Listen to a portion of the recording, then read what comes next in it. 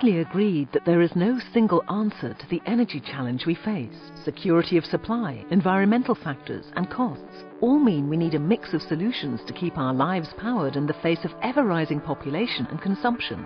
Natural gas could play an important part in sustaining that global energy demand, providing a technically simple, low-cost, lower-emission solution from an abundant source that can be utilised to power both our homes and transport.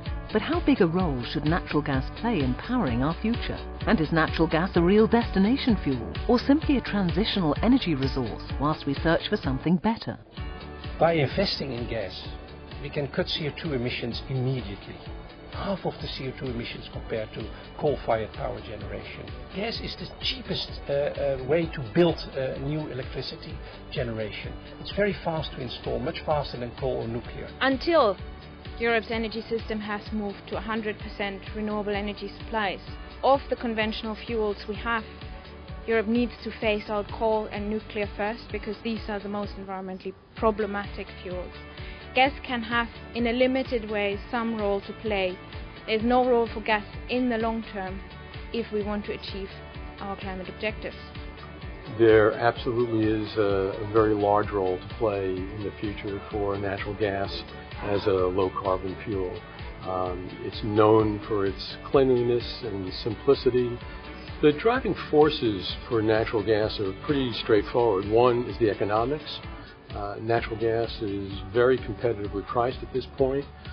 It's got a huge resource base, as much as 200 years supply, and that can change also in a positive way to having even more supply. Issue, of course, with gas and power generation is that Europe keeps paying enormous fuel bills for gas imports. Money that could be much better spent on promoting innovation in renewable energy and energy efficiency, and this is what the focus should be. Gas security for Europe is really yesterday's issue. So much has happened, and diversification of supply is the key. And really, Europe is within reach of about 70% of the world's gas resources. They can be brought to Europe by pipeline or by ship. The infrastructure is there, and more is being built. I think that policymakers, A, have to recognize that gas has a huge potential. B, I think on the regulatory side, as we have both in the United States and in Europe, move toward a less regulated industry, and it's more of a market-free industry.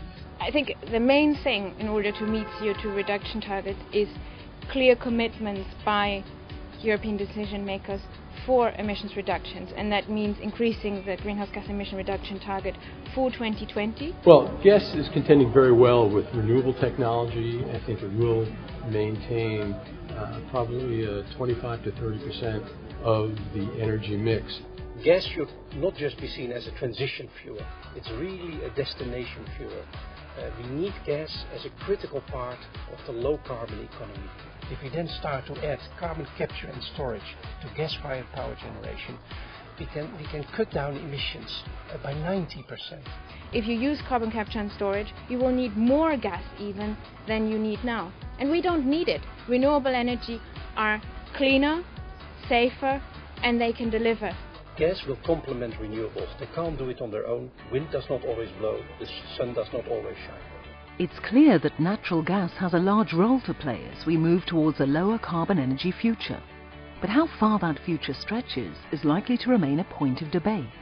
Have your say on natural gas and the future of energy at commentvisions.com.